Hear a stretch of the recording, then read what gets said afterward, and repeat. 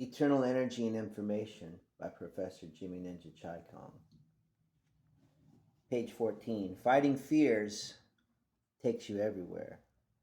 I remember my first phobia. I was walking through the alleyway after getting dropped off from the bus in middle school. All of a sudden, out of nowhere, a pit bull had taken a chunk out of my shin, and three more had just as big were right behind him. Instinctively, I slammed my books I was carrying into his head, and it released and turned around to go back into its yard, and the other three followed. I hobbled into my yard to clean my leg, and in the moment my fear of big dogs began. I was 14 years old, and I was now extremely afraid of big dogs, so much I would run and hide in the bathroom if my friend brought his cute boxer over. This began a history of owning big, beautiful pit bulls, a beautiful, majestic, strong breed. And it's very true what they say. They are like their owners. So if you're an a-hole, chances are you own a pit that's overly aggressive. And if you're kind and patient, he or she is probably a pussycat. Still, all powerful things must be handled with care. Remember Uncle Ben's quote to Peter Parker: with great power comes great responsibility, Peter.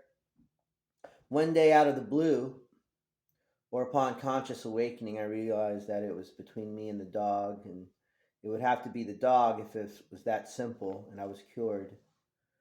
I began to see that breed and all the big dogs as just another misunderstood monster that I just wanted to be loved. I adore them now. That was a dog. As I began to seek myself out, I found that not only fear I had, there was the fear of water. Thanks, Mom. My mother used to tell me when I was young that drown. The dead that drowned would have to pull someone under to take their place so they could leave. That's scary, right? Especially for a child. I then almost drowned once at Lake Fort Phantom collecting shellfish with my mother. The stream I was walking through suddenly became a roaring river, emptying into the lake, and having a poor swimming skills, this became quite the treacherous journey. At one time I looked up and I realized I was 4 feet underwater and looking at the surface. Somehow I miraculously washed out to shore. Before I reached the deep drop off into the lake, how I was saved, I don't know.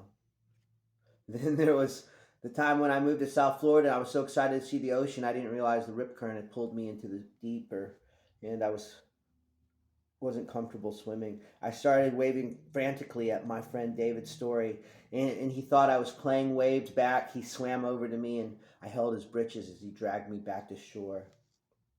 Then and there was the time I took my two-person kayak in a midnight workout. My friend Jimmy, I always thought it was odd that his name was Jimmy too, tips over the kayak 200 yards away from shore, and without a life jacket, the kayak begins to sink.